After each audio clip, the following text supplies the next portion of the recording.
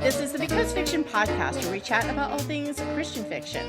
I'm your host, author, and insatiable reader. And guys, today we have back with us. I've been looking forward to this conversation for so long because I loved the last one about the first book in the series. So welcome back, Chawna Schroeder, not Schroeder, Schrader, author of the Septer and Stylus series. Can I just say I love that series title so much? But I also seriously love these covers. Guys, if you haven't seen them, hit pause. Go check out the covers on Google the covers. They will show up. But they have these little, like, I remember the first one, they had all these little things that were related to the book. So when I found out this one was coming out, I ran to see if they did it again. And I think they did. So, Chawna, what's going on with this cover? Besides a lot of beauty. Yeah. Yes, it's so gorgeous. Yes. It's the same kind of concept as book one, where there's some hidden objects in the cover. Each of the objects relates to something in the book. So it ranges from the very benign, there's an envelope, to, for those who had read book one, they might recognize Xander's pocket watch. It shows up on the front of this cover. So along with a lot of hints about what the type of story is, with its snowflakes and cooler colors. Yes. I was just like, oh, it is so pretty. Everything, it's one of those cases where I don't always see this in covers, and it's not a slight on the designers at all, but not all covers are so very clearly, carefully like orchestrated, where every little piece, it seems to be put in a very precise place. And it's so cool. I couldn't agree more. The cover artist did a fabulous job, and I can't wait to see what she does with book three. I'm already looking forward to book three, and I don't know anything. Well, okay, I know what this has said about book two, but I don't know anything other than the synopsis, because I don't let myself read them anymore because spoilers, guys. I'm a problem. I had to delete my Goodreads review of a book last night, like an hour after I went in. I had to go in and rewrite the whole thing because I gave away huge bits of this plot, and I'm like, what is wrong with you, woman?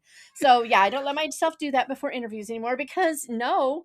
So this series, though, for those who missed the first one, I am going to try to remember to put a link into the first interview. But if you want to know just a little bit what happens in book one, so that we have a feel for where we're going into. In book one, you meet Yosi, who is a wealthy student who's headed to the academy to be trained as an illuminator. She meets Xander, who is in her country as a prince in hiding. She doesn't realize that at first, because he's dealing with a lot of assassination attempts at home before his coronation. Basically, where book two will start is they will pick up where they left off in book one, with stakes are starting to escalate.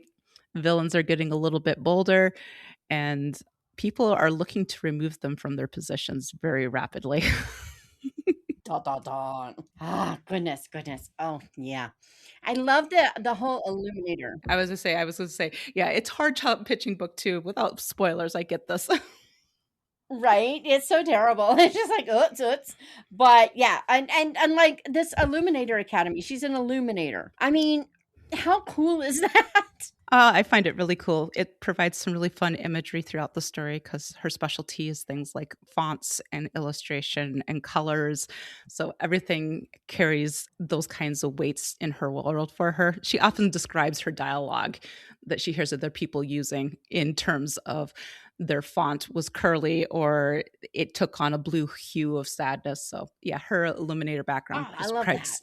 Yeah, it creates a really beautiful way of her expressing her world. So it turns her into a kind of a visual poet. That's cool. That's really cool. I love it. Okay. All right. That's good. Okay. So now we have book two. What can we know about book two?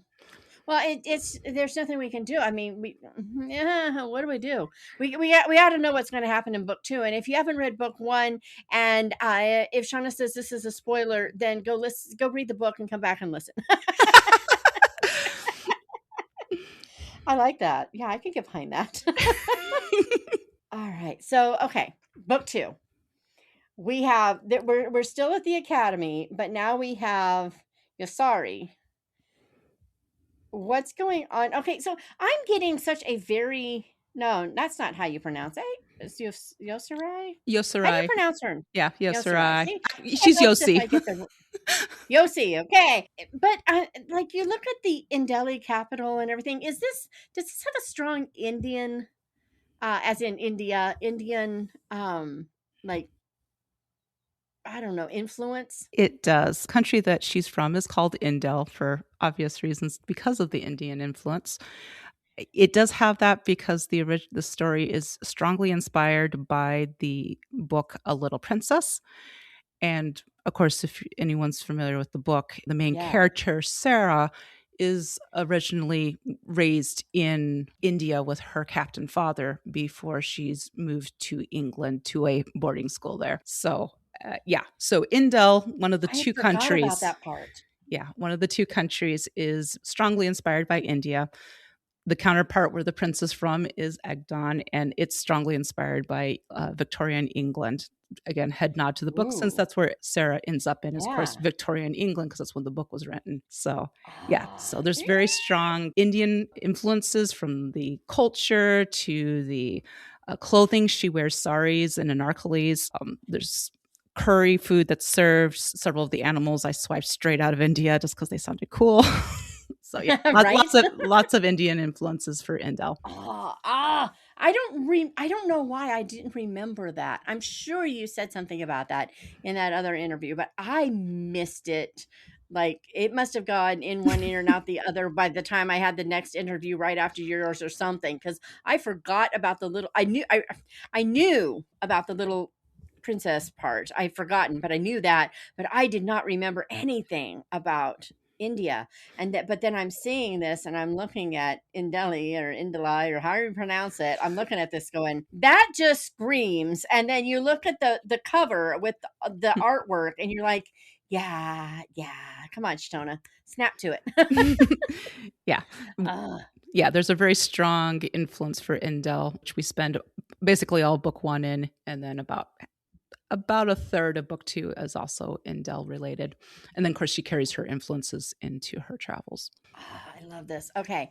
And I mean, I want to ask, it's like on the tip of my tongue, and you've already answered the silly question, but I want to ask, okay, so why these countries? Well, obviously, duh, you just said so.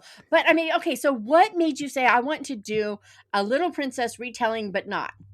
Because I feel like that's what we're talking about. And it retelling but not, because it's not, but it is, but it's not. It is not technically a retelling. I consider it an inspiration.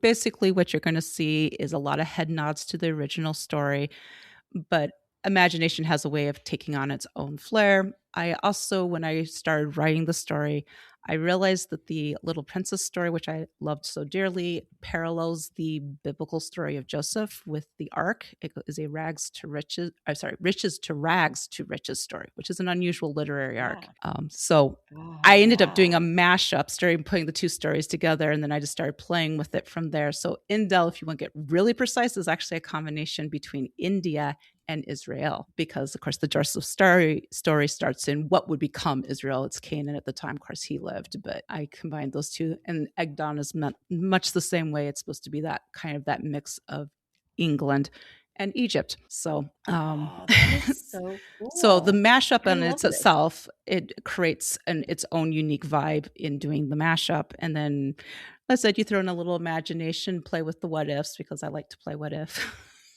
Oh, that's the best part. I mean, that's I don't know about you, but when I sit down and I start writing, and you know how they say, okay, so you don't know where to go next. What is the worst thing that could happen? Well, that question doesn't do me any good, because the worst thing is the character dies right now and there is no more story. That's the worst. I can't deal with that. I need a story, but what if? How can I make the what ifs just be ridiculous? And then eventually I tone them back to, okay, well, it's not quite that, but so what if, you know, she just manages to fly into space out of, that is crazy. But if I tone that back a bit, okay, so what if she manages? What if she gets a ticket to?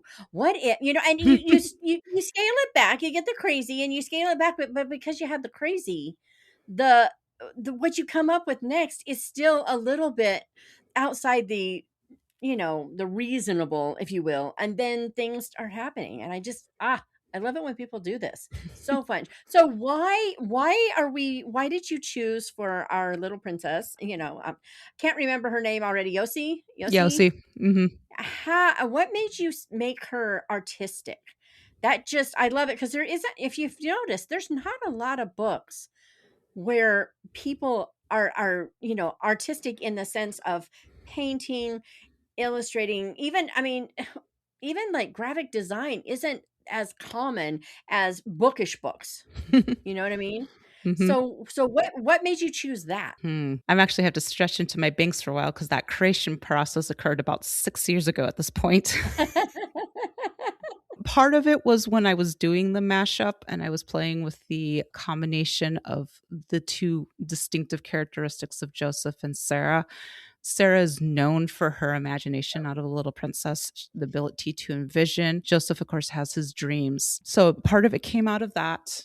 Part of it is I just love illumination. It's actually one of the arts that I just adore. In fact, I had just made a trip recently, came back from that just before I started writing this series. And one of the things I had visited was a museum that had a full gallery of illuminated manuscripts from the Middle Ages.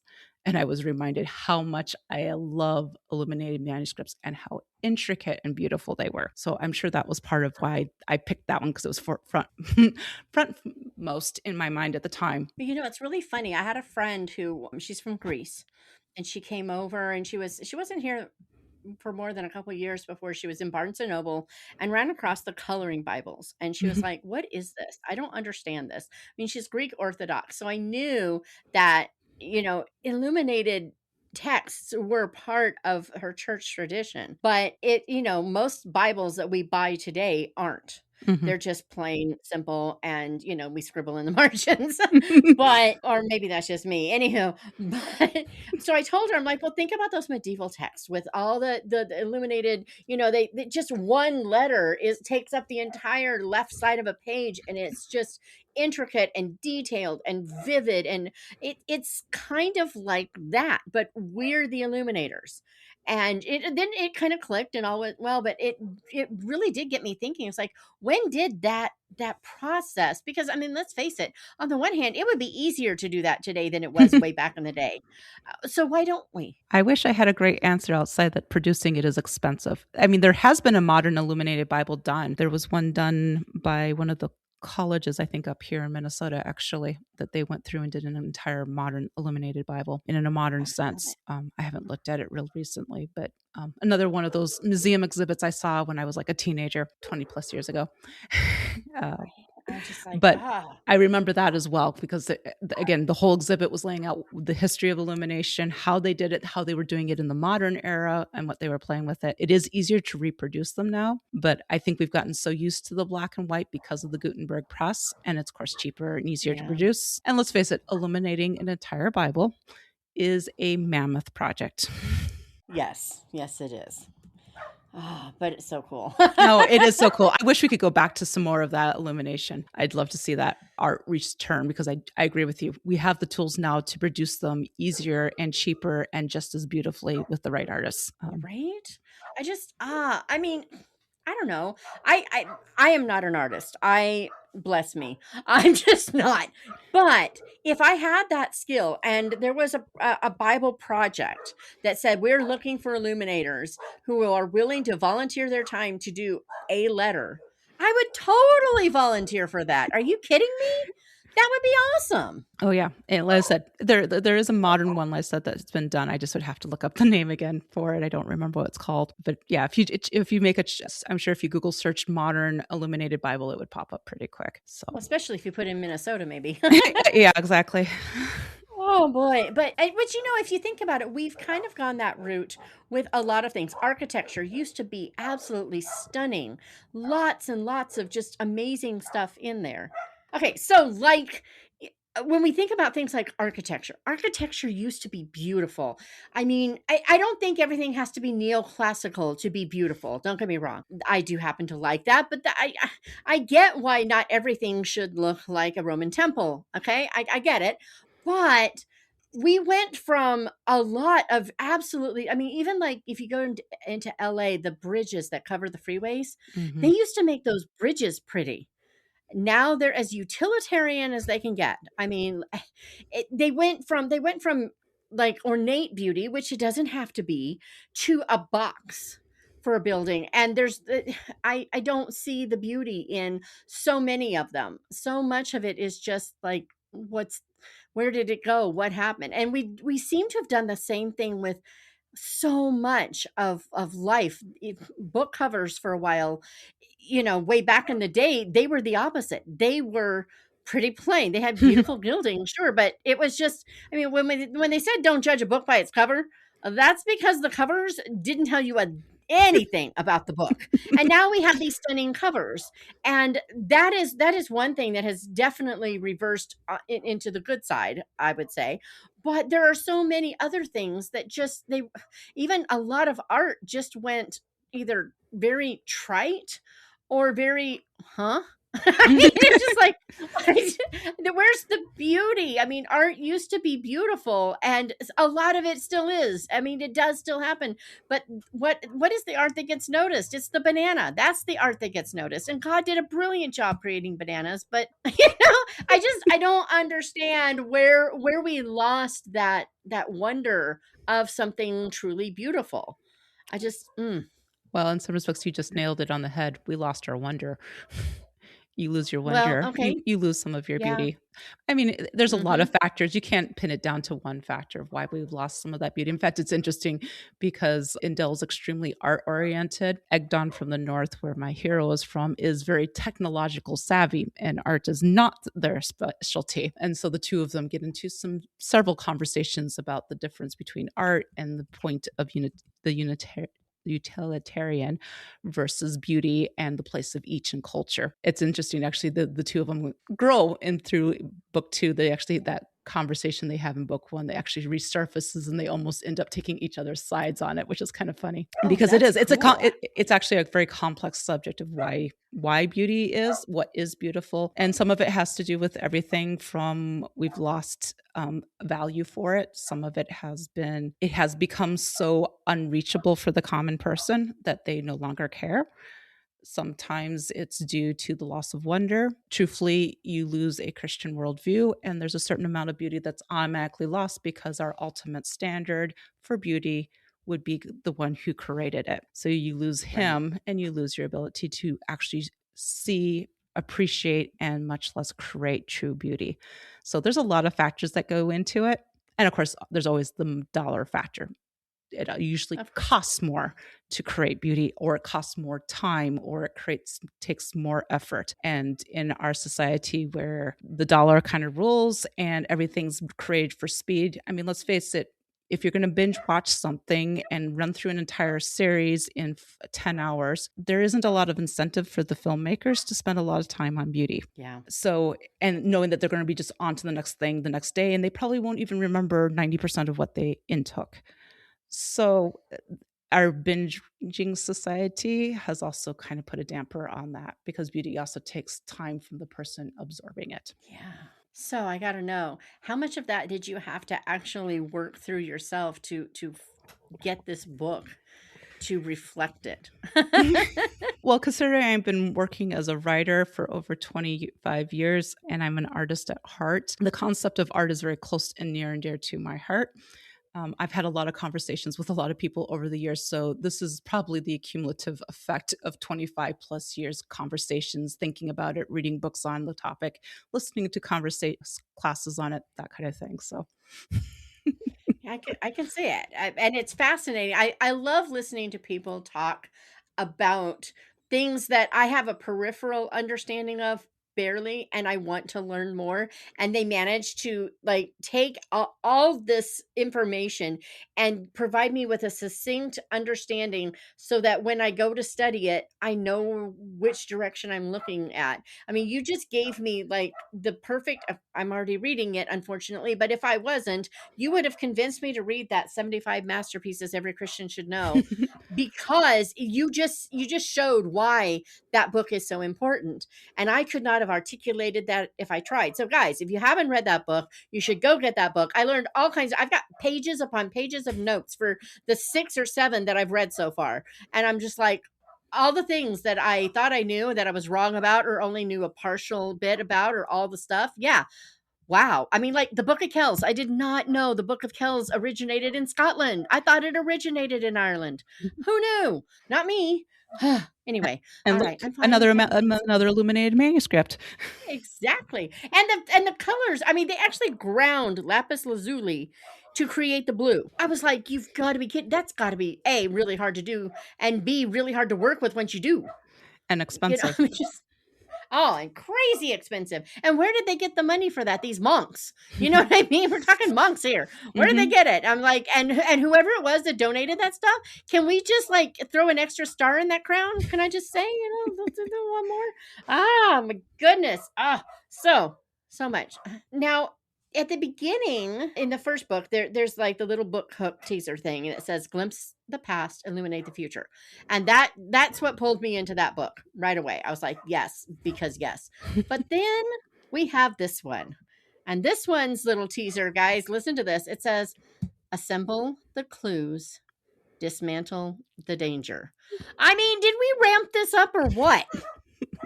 Well, it should have ramped up on one hand because it's book two, so the tensions and the stakes should be escalating. But yes, it's fun. Oh, I'm just like, oh boy, oh boy, oh boy. So what kind of clues? I mean, are we talking about the clues that are related to? I mean, it says that he's got this. Xander's got this hostile parliament. They're trying to get rid of the monarchy. They're demanding accounting of mysterious expenditures. So are these the clues? And is the danger just the monarchy going away, or is it personal danger still? Because in the last book they were trying to kill him. Hmm.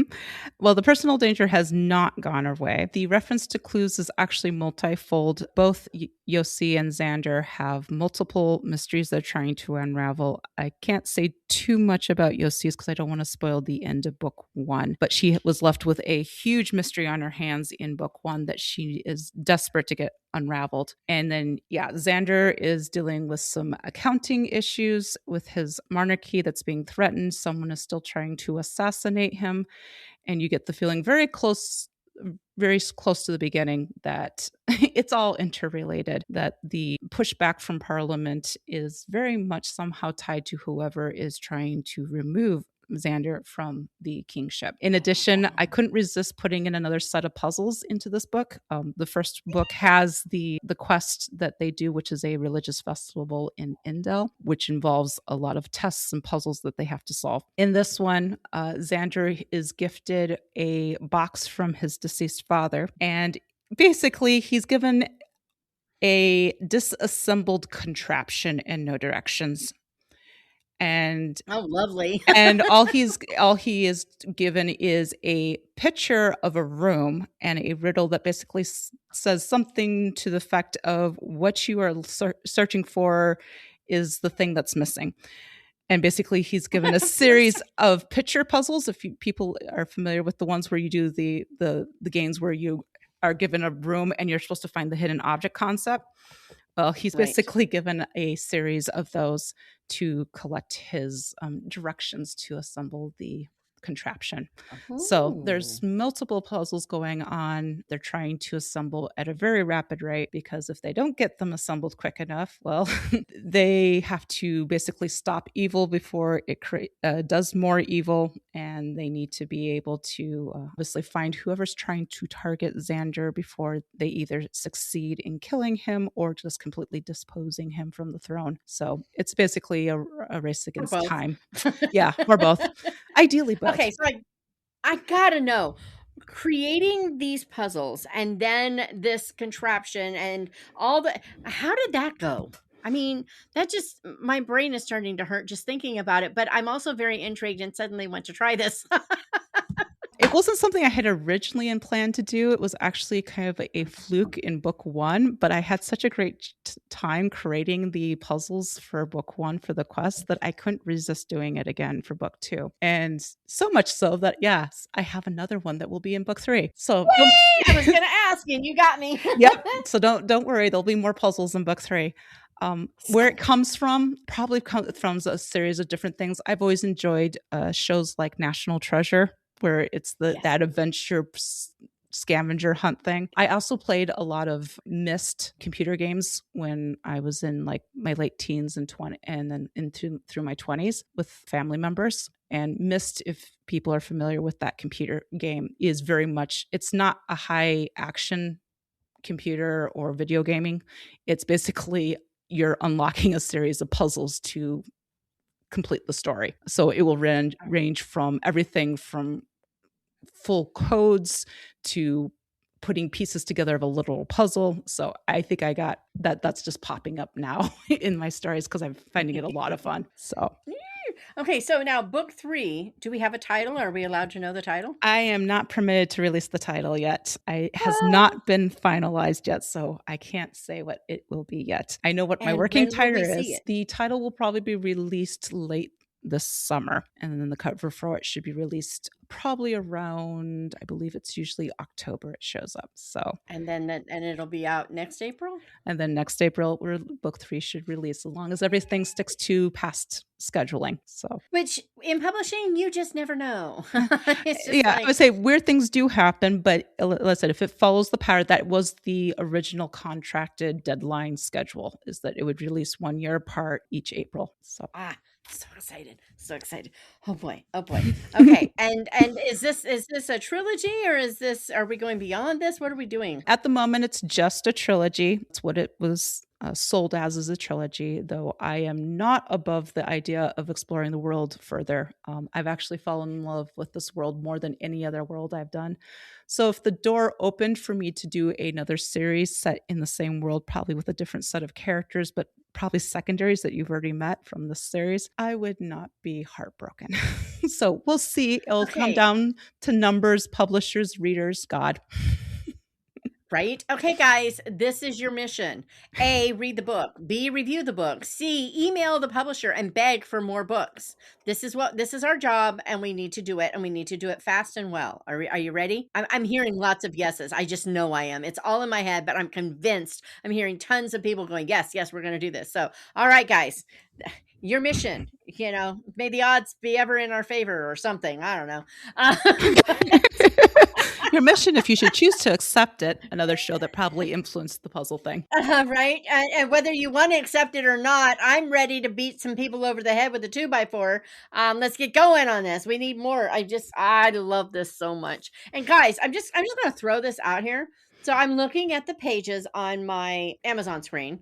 Come on, Chawna, you've got a brain. Use it. Use it. The Illuminary. Okay, so it's not the Illuminary. Okay, it's just Illuminary. But work with me here. This book, first book, can I just point out that right now you have your Kindle, you have your hardcover, and oh, by the way, there's an audiobook, which as an Audible member, I get my credits every month. Yeah, yeah. It's included right now in my Audible membership. I can listen to this book just because I can listen to this book. It's there. So if you have an Audible membership and you want to listen to it, but you've already spent your book budget for the month, first problem, having a budget for the books. There should be no budget. And then second, that's okay because we have a solution for you. Here you go.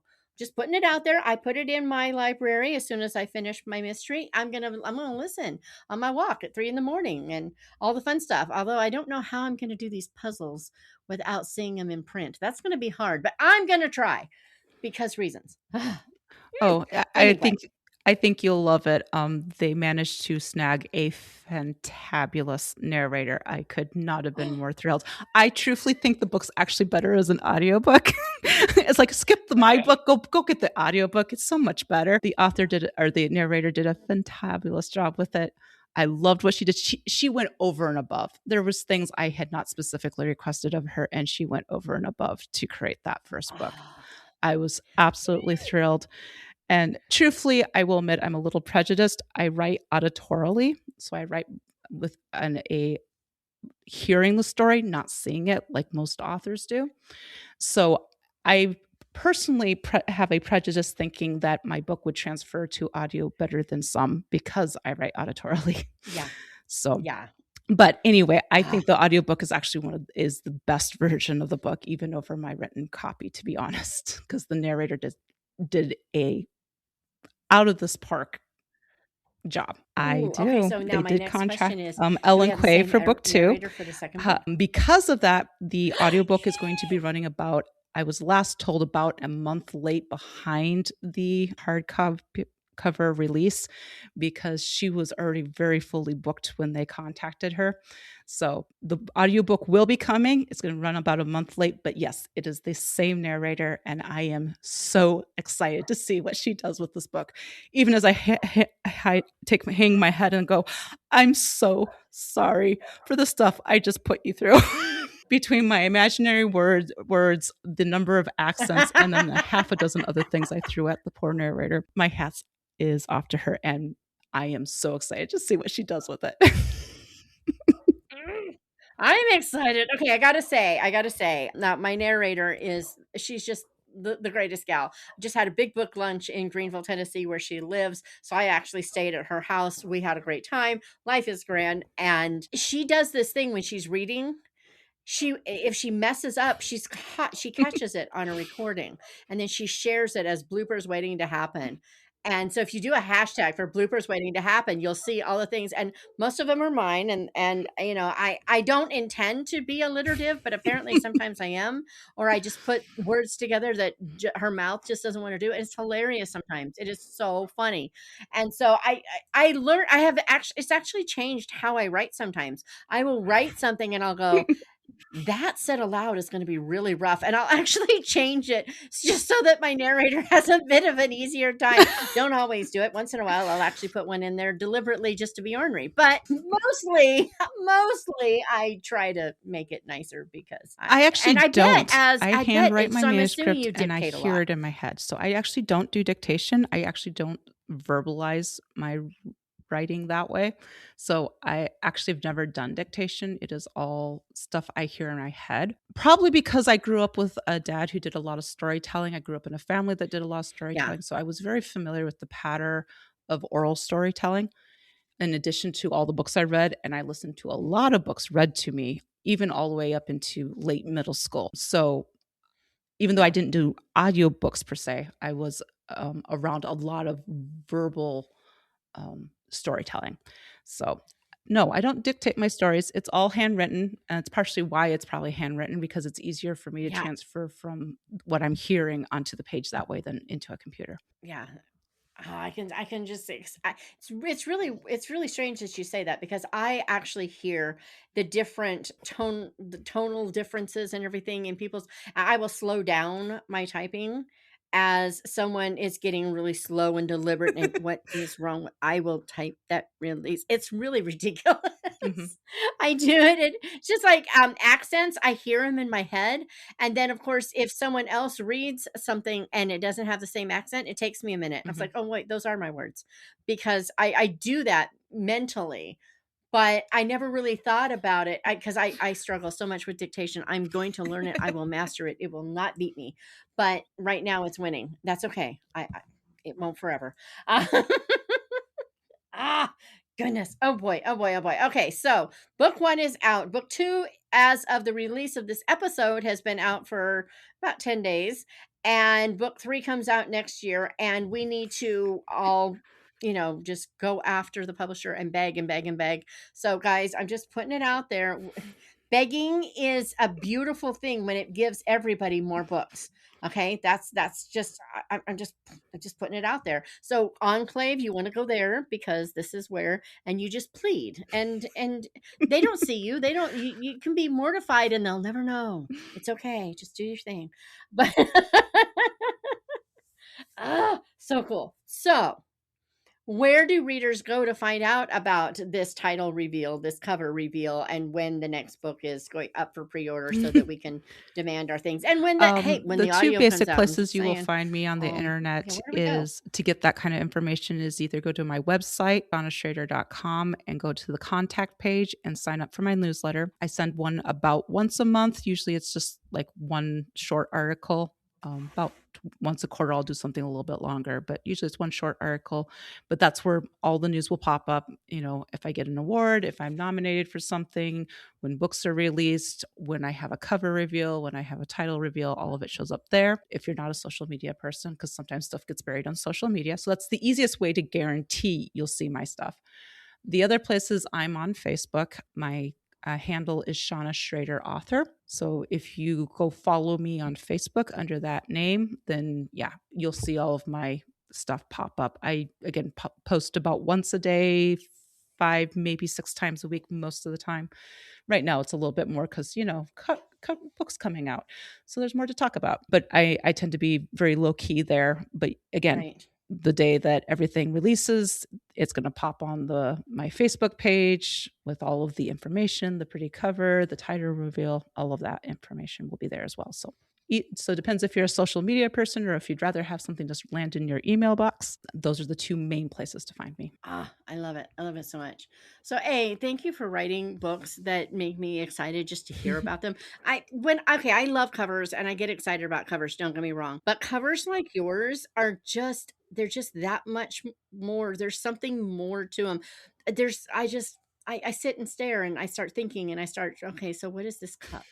I got to figure out what this cup is. Oh, but that's a scroll. What about this scroll? And then the next thing you know, I mean, Probably my not, but then you brain have to is read the story creating to a find story out that what you the story probably didn't is that I write. wrote. So you get a 2 for 1. Right. Exactly. And right? I'm telling you, I love it so much. It makes me so very happy.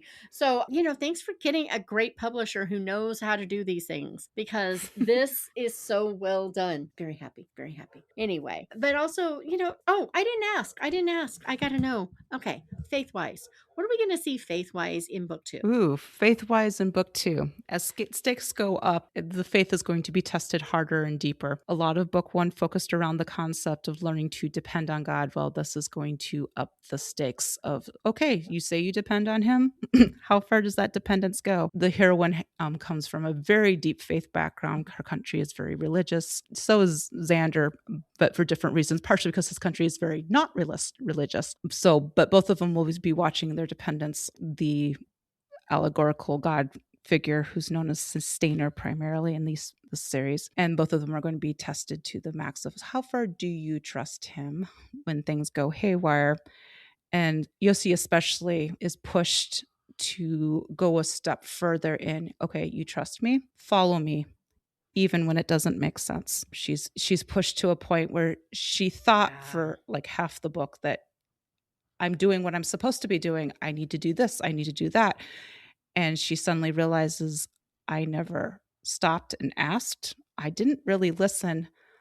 I'm doing what I decided was right in my eyes, which everything she was trying to do, none of it was wrong. Right. None of it was evil. None of it was intrinsically sinful, but it was her doing her will.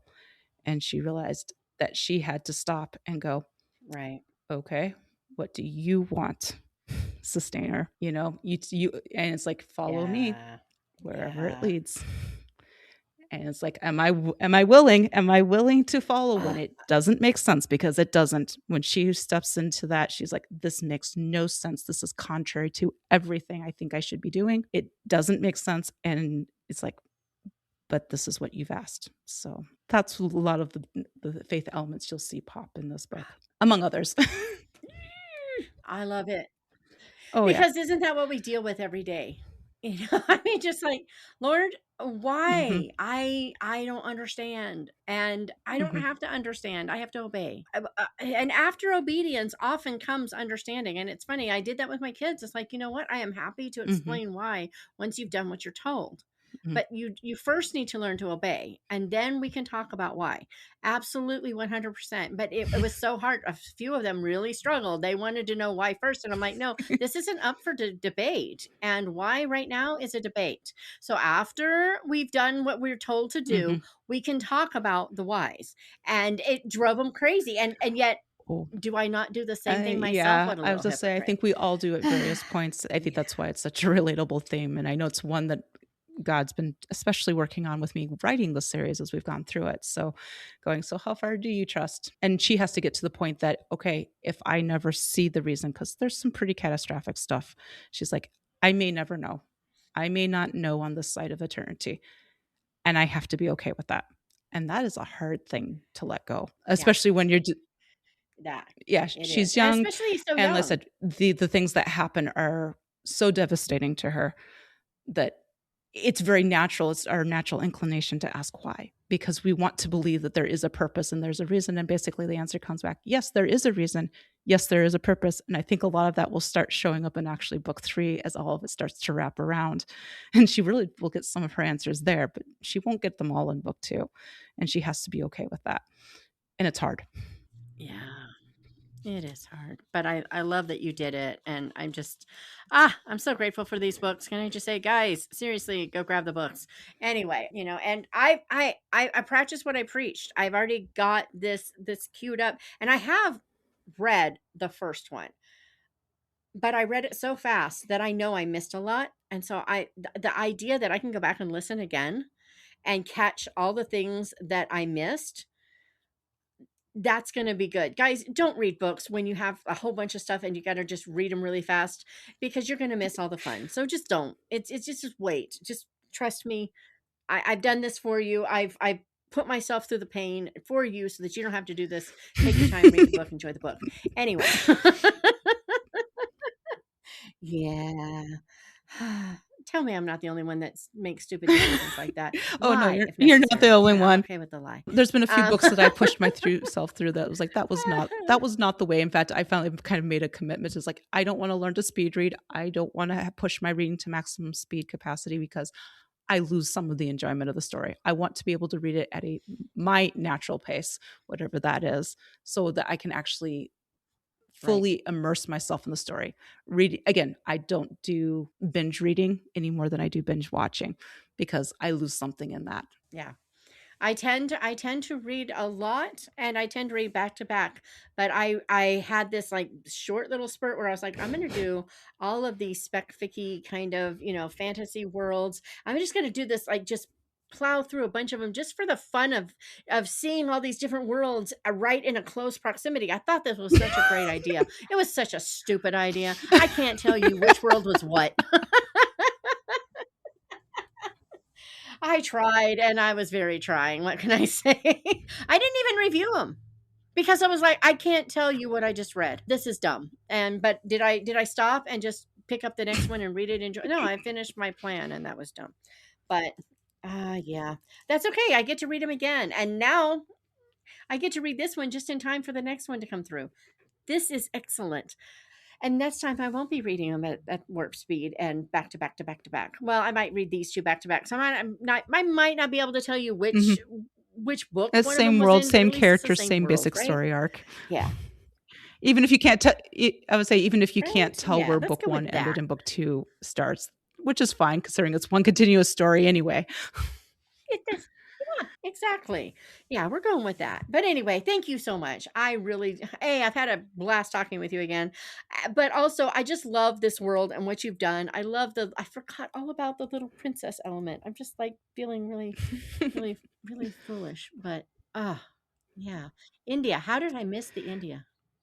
I don't know. Anyway, but I hope you'll come back and tell us about book 3. And if our campaign, guys, don't forget the campaign to get more books. It was I'll successful let you or know.